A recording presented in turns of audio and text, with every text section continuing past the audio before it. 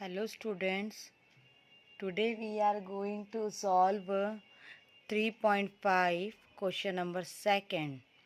Previous video में हमने question number first में क्रॉस मल्टीप्लिकेशन मेथड सीखी। आई होप आपको समझ में आ गई होगी। उसी के बेस पे आपका क्वेश्चन नंबर 2 है, ठीक है। उसका फर्स्ट ऑप्शन हम सॉल्व करेंगे।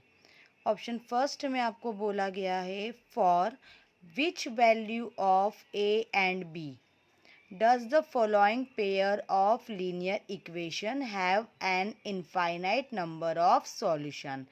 क्वेश्चन में आपको ये बोला गया है कि ये दोनों pair of linear equation two variable आपको दे के रखा है। इसमें ए और बी की वैल्यू क्या होगी, जबकि इन दोनों इक्वेशन के सॉल्यूशन क्या है, infinite number of solution means infinite many solution है, ठीक है। सबसे पहले हम इसको प्रॉपर सिस्टमेटिक वे में एडजस्ट करेंगे। कैसे? 7 राइट हैंड साइड है, लेफ्ट हैंड साइड आएगा -7 हो जाएगा।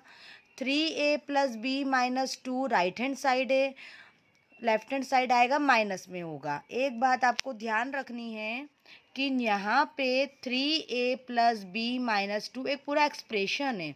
जब ये लेफ्ट हैंड साइड आएगा तो ब्रैकेट के साथ आएगा, इस टाइप से। अब हमारी दोनों इक्वेशन 0 के इक्वल में हो गई। 2x + 3y - 7 = 0, a - bx + a + by minus bracket में 3a + b - 2 = 0। यहाँ से हम a1, b1, c1, a2, b2, c2 की वैल्यू निकाल सकते हैं। आपकी a1, b1, c1 की वैल्यू इक्वेशन नंबर फर्स्ट की हेल्प से निकलेगी। कैसे? a1 हो गया आपका 2, b1 हो गया 3, c1 हो गया -7। सिमिलरली हम a2, b2, c2 की वैल्यू निकालेंगे with the help of second equation. a1 a - b, b1 a + b, a2 a - b, b2 a + b, c2 -3a + b - 2। इस टाइप से फिर हमने ये पूरी वैल्यू यहाँ लिख ली। बेटा क्वेश्चन में आपको बोला गया था इनफाइनाइटली मेनी सॉल्यूशन। तो प्रीवियस वीडियो में और इंट्रोडक्शन में आपको समझाया गया था कि इनफाइनाइट मेनी सॉल्यूशन की कंडीशन क्या होती है। ये होती है a1/a2 = b1/b2 = c1/c2, ठीक है। अब यहाँ पे हमने सारी वैल्यू रख दी। 2a - b = 3/a + b = -7 -3a + b - 2। Minus से माइनस यहाँ कैंसिल हो गया और जो प्रॉपर हमारा एक्सप्रेशन बना उसको हमने नीचे लिख दिया, राइट। अब हम ये जो हमारा एक्सप्रेशन आया है, इसमें जो ये वाला पार्ट है, ये फर्स्ट पार्ट, ये सेकंड पार्ट, ये थर्ड पार्ट, हम तीनों पार्ट को बारी बारी से कंपेयर करेंगे। पहले हमने कंपेयर करा first part compare to third part. हम आते हैं taking first and second part. अभी दोनों पार्ट हमने लिख लिए, क्रॉस मल्टीप्लिकेशन कर दिया। अब ब्रैकेट मल्टीप्लिकेशन होगा। 2 × a 2a, 2 × b 2b, 3 × a 3a, 3 × -b 3b, ठीक है। अब b वेरिएबल के पास b वाला वेरिएबल आएगा तो -3b है, लेफ्ट हैंड साइड आया प्लस हो गया, ठीक है।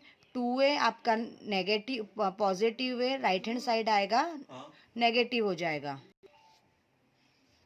2b + 3b आपका हो जाएगा 5b। 3a - 2a हो जाएगा आपका a।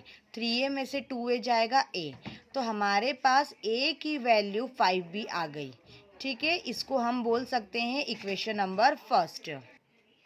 अब हमने सेकंड पार्ट और थर्ड पार्ट को कंपेयर करा। कैसे?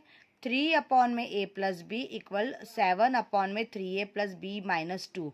अगेन हमने क्रॉस मल्टीप्लिकेशन करा, फिर हमारा ब्रैकेट मल्टीप्लिकेशन हुआ। 3 × 3 9 है, 3 × b 3b, 3 × 2 6, 7 × a 7 है, 7 × b 7b, ठीक है। अगेन हम सेम टर्म को पास पास में लेके आएंगे। अब जैसे यहाँ पे 7a है वो 9a के पास आ जाएगा, -6 एज इट इज़। 3b हमारा पॉजिटिव है, राइट हैंड साइड जाएगा है ना, नेगेटिव हो जाएगा। ठीक है। 9a में से 7a सब्सट्रैक्ट होंगे, 2a, -6 as it is, 7b -3b 4b। ठीक है। अब यहाँ पे हमारे पास एक्सप्रेशन आ गया 2a - 6 = 4b। ठीक है। अब हमारे पास ऊपर की तरफ जहाँ पे इक्वेशन नंबर फर्स्ट थी तो हम लिख सकते हैं put the value of A in above equation. अब हमारे पास ए की इक्वेशन क्या, ए की वैल्यू क्या थी 5b, तो यहाँ पे हमने ए की वैल्यू रख दी 5b और बाकी पूरा एक्सप्रेशन एज इट इज हमने लिख लिया। 2 × 5 10b, 2 × 6 6, 6 एज इट इज आ जाएगा, 4b एज इट इज। अब बी के पास आएगा, 6 यहाँ पे पॉजिटिव हो जाएगा, 10b - 4b हमारा 6b हो जाएगा इक्वल 6, ऐसा कि ऐसा 6 जाएगा नीचे डिनोमिनेटर में मीन्स डिवाइड में, तो हम लिख सकते हैं 6/6 = b, 6 1 जा 6। ठीक है। तो हमारे पास b की वैल्यू हो गई 1। ठीक है। अब हमारे पास b की वैल्यू प्रॉपर 1 आ गई है तो हम कहीं भी रख देंगे तो हमारे पास a की वैल्यू आ जाएगी। तो हम लिख सकते हैं put the value of b in equation number first. तो 5b = a, तो b की वैल्यू क्या हो गई 1, 5 × 1 5। ठीक है। तो 5 = a, हमारे पास a की वैल्यू क्या आ गई 5। अब हम आते हैं क्वेश्चन नंबर सेकंड के सेकंड ऑप्शन पे, एक्सरसाइज 3.5। क्वेश्चन में बोला गया है for which value of k will be following pair of linear equation have no solution। Means k की वैल्यू क्या होगी, जो आपको नीचे दो इक्वेशन दे के रखी है, इन दोनों इक्वेशन के सॉल्यूशन कैसे हैं, नो सॉल्यूशन। तो हमको k की वैल्यू निकालना है। ठीक है। तो सबसे पहले हम इसको सिस्टमेटिक वे में =0 के फॉर्म में लिखा।